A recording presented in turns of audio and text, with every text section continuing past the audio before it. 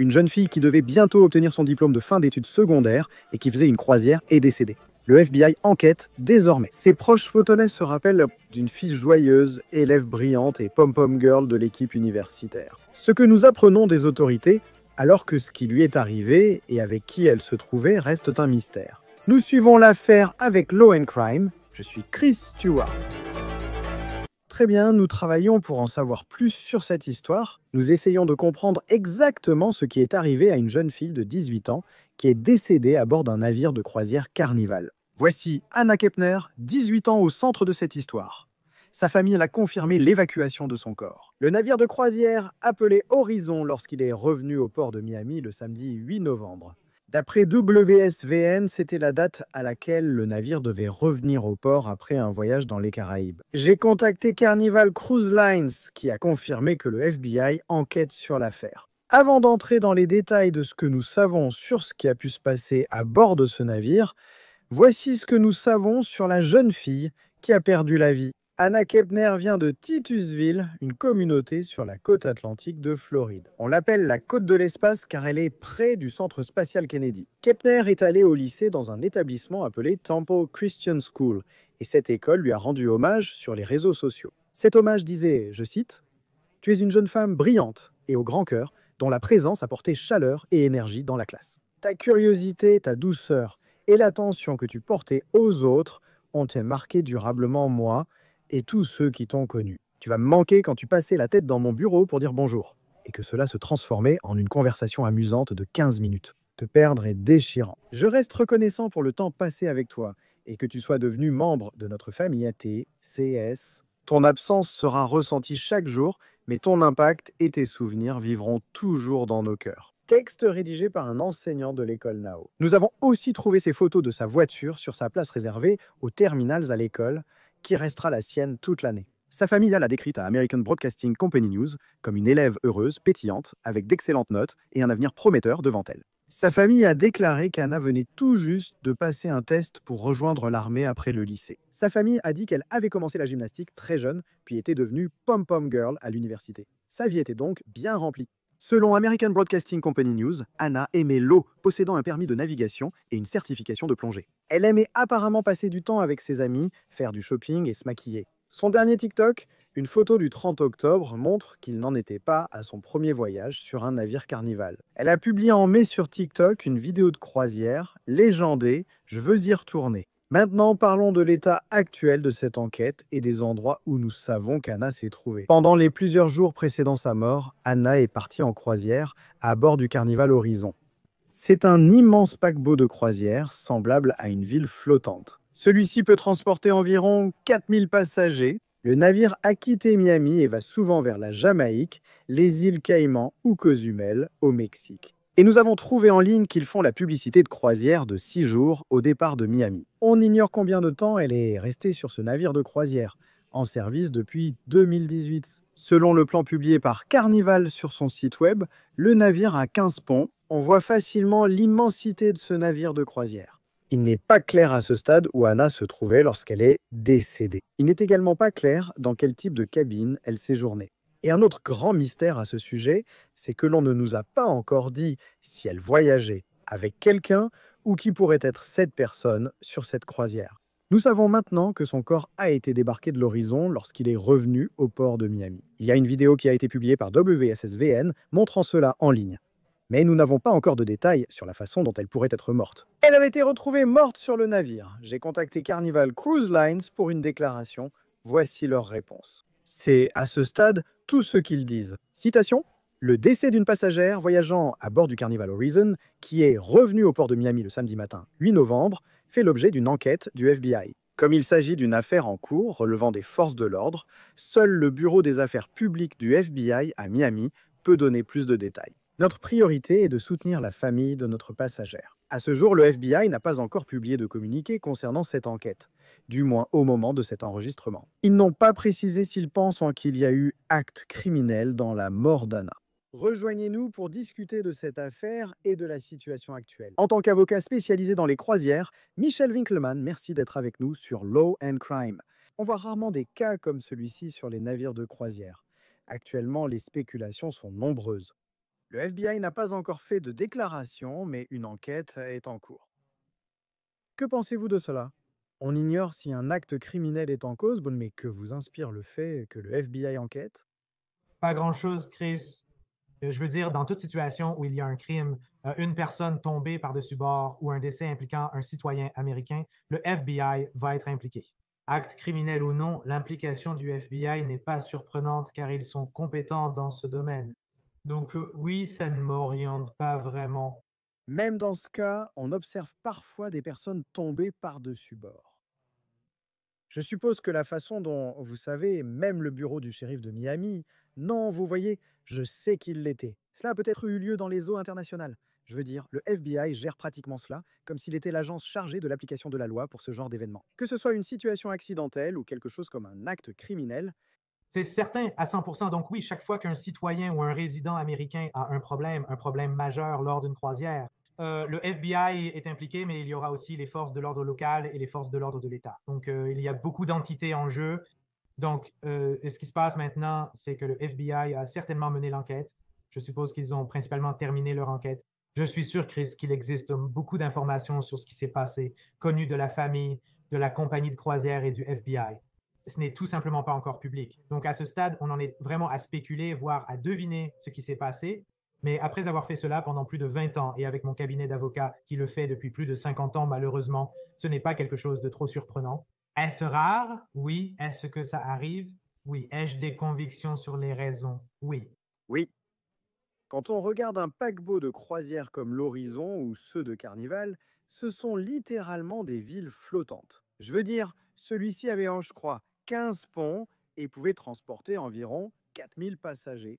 Ils enquêtent pour savoir où était cette jeune fille de 18 ans sans savoir où son corps a été retrouvé sur le navire. Aucune de celles-là, c'est sûr, si tu fais une recherche sur Google, il y a des spéculations partout. Concernant le FBI et nos informations, rien n'a encore été rendu public à ce moment-là.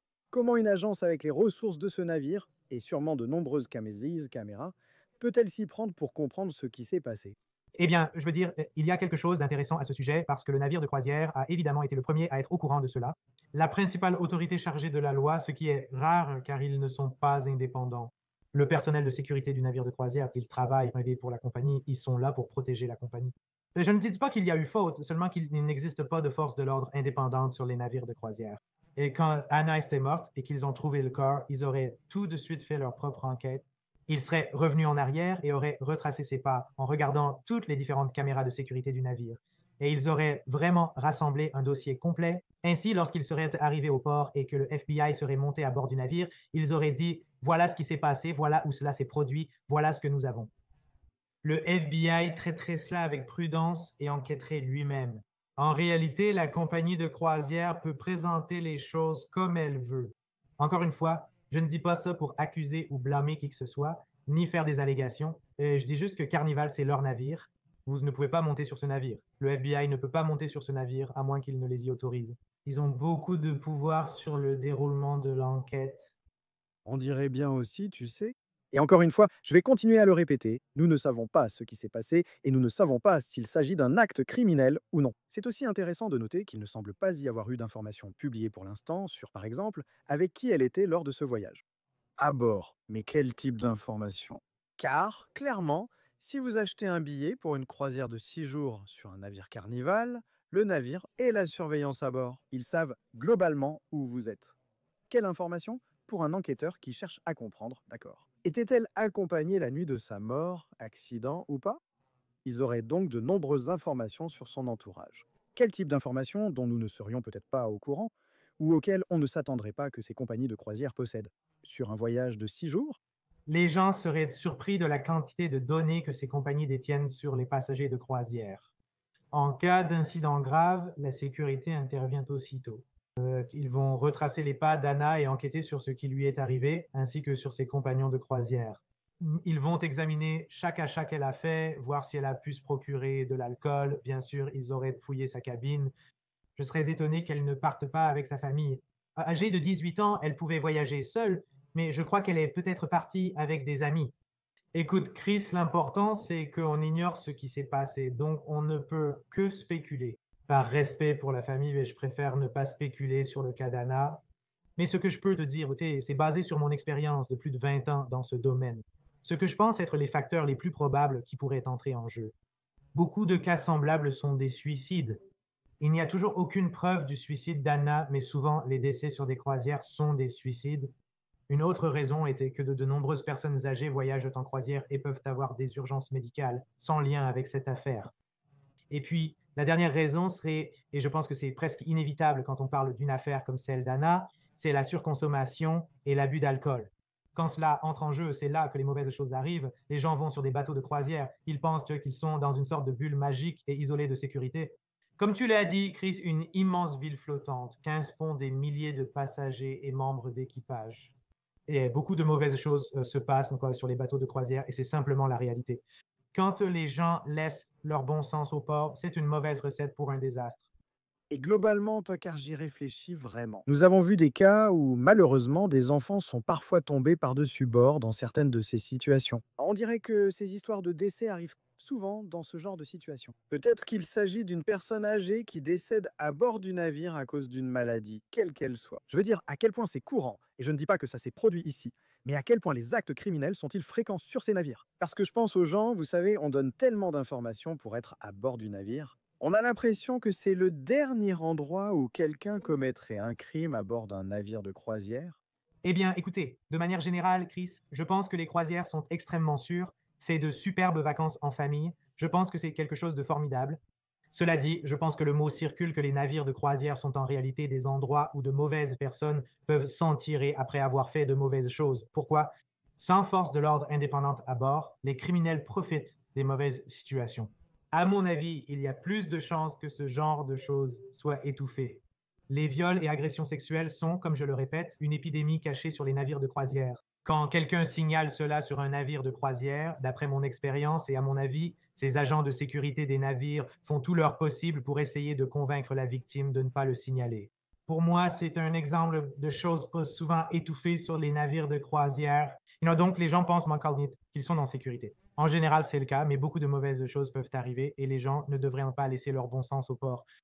J'ai contacté Carnival. Nous avons reçu la même déclaration que les autres, nous disant simplement de contacter le FBI. Mais admettre que c'est le FBI qui mène l'enquête, ce qui, je le sais, comme vous le disiez, est assez courant dans ce genre de cas. Ensuite, ils se contenteront de dire qu'un passager est décédé. Comment se passe la coopération avec Carnival? Car oui, dans une certaine mesure, je parle bien de Carnival. C'est leur propre service de sécurité et ils veulent protéger leur entreprise. Mais en même temps, vous ne voulez pas être accusé de ne pas coopérer avec le FBI, et il y a beaucoup de coopération gouvernementale qui permet à Carnival d'opérer depuis ses ports partout. Vous savez, dans ce cas à Miami et la Floride, le Texas, des endroits comme ça. Comment Carnival et d'autres compagnies de croisière coopèrent-elles avec les forces de l'ordre lorsque le FBI demande des informations lors d'enquêtes? Eh bien, je veux dire, Chris, tu donnes l'impression que la coopération est optionnelle, mais ce n'est vraiment pas le cas. Si le FBI est impliqué et que le FBI traite avec eux et qu'il demande quelque chose, vous savez que si le FBI dit saute, la compagnie de croisière demande à quelle hauteur. Pour moi, la coopération est indispensable. D'après mon expérience, ils coopèrent, je pense, dans la mesure où cela leur permet de se protéger eux-mêmes. C'est une étape préalable avant que le FBI n'embarque sur un navire. Encore une fois, aucune preuve. Je parle en général.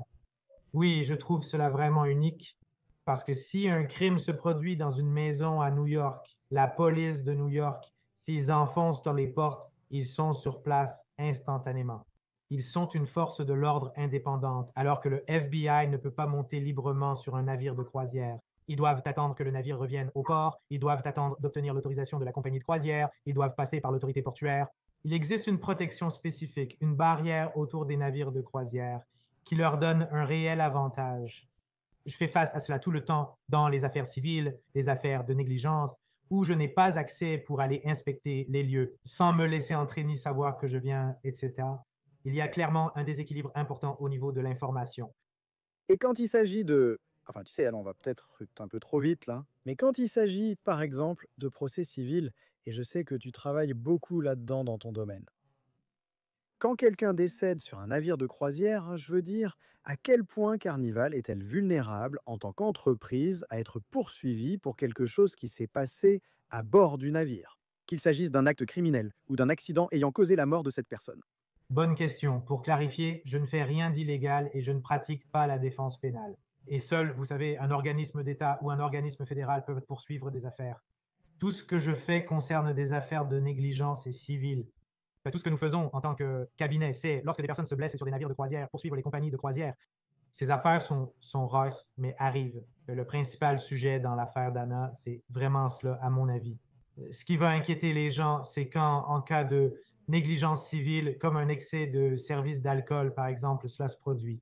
S'il y avait une affaire de négligence à engager contre la compagnie de croisière, vous seriez concerné. La loi sur les décès en haute mer, qu'est-ce que la loi sur les décès en haute mer? C'est cette loi fédérale sévère qui a été adoptée en 1920. Elle existe depuis plus de 100 ans et pour Anna limiterait les dommages à ses frais funéraires.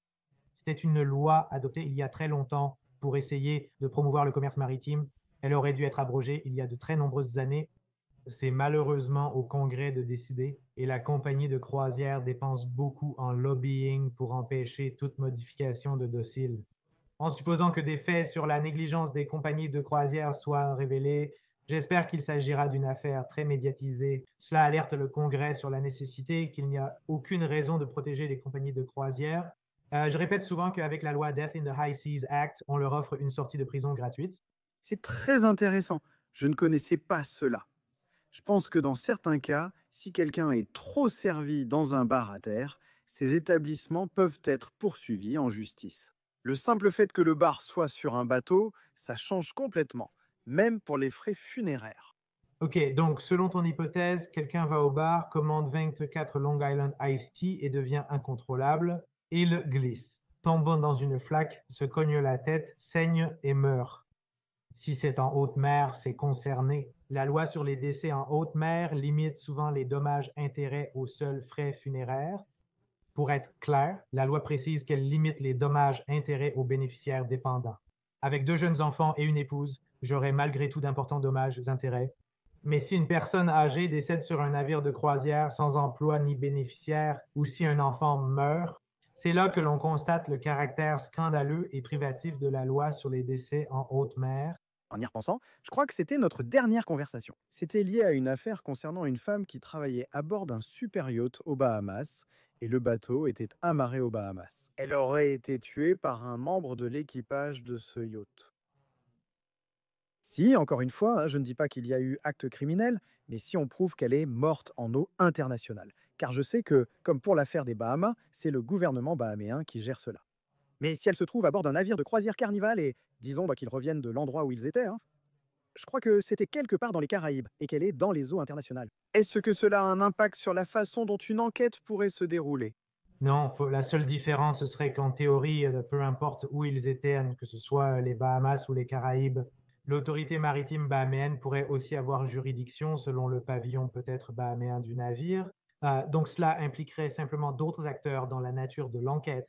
Mais d'après mon expérience, c'est le FBI qui dirige tout, le FBI gère l'affaire, et en réalité, les autres autorités des juridictions locales, ils ont un intérêt, oui, mais ils ne sont pas vraiment très impliqués. Sur cette affaire, en tant que membre des médias, je pense que le public aussi est très impatient de savoir ce qui s'est passé. Et il y a énormément de spéculations. Nous verrons ce que dira le FBI. Elle est revenue au port samedi. Je crois que c'est ça, puis son corps a été débarqué. Et l'enquête est en cours, je suppose. À quelle vitesse le FBI agit-il généralement dans ce genre d'affaires? Je sais que c'est une question un peu difficile, vous savez, de dire précisément combien de temps ça va prendre. Mais si c'est, vous voyez, une enquête commencée samedi et qu'on n'a aucune nouvelle le lundi. Est-ce que vous trouvez que dans certains de ces cas, le FBI reste assez discret quand il s'agit d'enquêter sur ce qui se passe à bord des navires de croisière? Eh bien, le FBI doit être discret. Cela fait partie de leur mandat. Il s'agit de confidentialité, des droits des victimes, ce genre de choses. Donc, chaque fois qu'il y a une situation où ils enquêtent, oui, ça, ils ne révèlent pas tout. Il y a certainement des exceptions à cela. Je pense que souvent, la famille vient parler de ce qui s'est passé. Ils engagent un avocat comme moi, j'intente une action en justice, puis nous comprenons mieux la situation. Et en ce qui concerne la rapidité de la procédure, je veux dire, le navire est revenu au tribunal samedi et je pense qu'il est reparti le même jour. Cela me montre clairement qu'ils ont pu faire ce qu'ils devaient en faire sur le navire relativement rapidement. Je veux dire, j'imagine que le médecin légiste est impliqué à ce stade, donc ils vont s'assurer que tout soit fait dans les règles. Je pense encore une fois que la famille, le FBI et la compagnie de croisière savent exactement ce qui s'est passé. Reste à savoir si le public en sera informé. Oui, on verra ce qui se passe. Et Michael, avant de partir, c'est super de t'avoir ici, je suppose. Quels seraient un de tes conseils aux gens qui veulent en faire une croisière? Et pas seulement pour ce cas précis. Je sais que tu évoques des problèmes comme les agressions sexuelles sur les croisières. Quel serait ton meilleur conseil pour la sécurité à bord d'un navire de croisière? Qu'est-ce que les gens négligent lors de la réservation de ce voyage? Et en fait, il y a vraiment deux conseils principaux que je donnerais. L'un d'eux, que j'ai déjà évoqué à plusieurs reprises, c'est ne laissez pas votre bon sens au port. Encore une fois, les gens montent à bord des bateaux de croisière et pensent qu'ils sont dans une sorte de bulle magique et isolée de sécurité, comme s'ils étaient à Disneyland ou quelque chose comme ça. Mais ce n'est tout simplement pas le cas. Voilà, comme vous l'avez dit dès le début, ce sont des villes flottantes. Vous devez vous comporter, vous et votre famille, comme si vous étiez à New York. Et vous ne laisseriez pas vos enfants seuls dans New York, de jour comme de nuit. Donc, vous ne devriez vraiment pas faire cela non plus sur les navires de croisière, étant donné la prévalence plus élevée des viols et agressions sexuelles à bord. Je conseille toujours de lire votre contrat de billet, car les compagnies de croisière exigent parfois de déposer plainte à certains endroits. La grande majorité d'entre elles exigent que vous portiez plainte à Miami, en Floride, qui est bien sûr l'endroit où se trouve notre cabinet. Mais la tendance actuelle, surtout avec de nombreuses croisières internationales, évolue. Il pousse les gens à porter plainte dans des juridictions étrangères comme le Royaume-Uni, l'Italie ou l'Australie. Et le problème, c'est qu'ils n'ont pas notre système juridique, ce qui limite souvent vos droits. Ce sont de bons points à garder en tête lors de la réservation d'un voyage. Nous continuons de suivre cette histoire et verrons son évolution, l'enquête ne faisant que commencer. Michael Winkelmann, avocat spécialisé dans les croisières, merci de votre présence sur Law and Crime. Chris, ravi de vous voir. Si du nouveau apparaît, contactez-nous et nous reviendrons. Nous le ferons. C'est tout pour l'affaire présentée par Law and Crime. Abonnez-vous à notre chaîne YouTube et Spotify. Je suis Chris Stewart. À la prochaine.